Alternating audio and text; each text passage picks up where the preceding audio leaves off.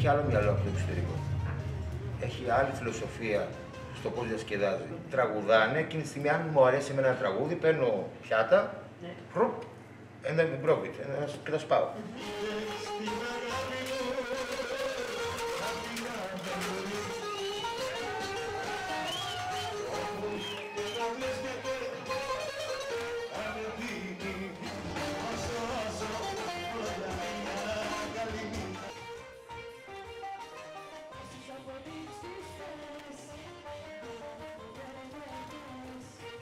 Είναι η εκτόνωση του πελάτη, η διασκέδαση του πελάτη.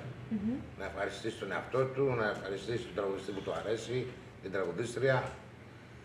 Και είναι ένα μέρος διασκέδασης, όπως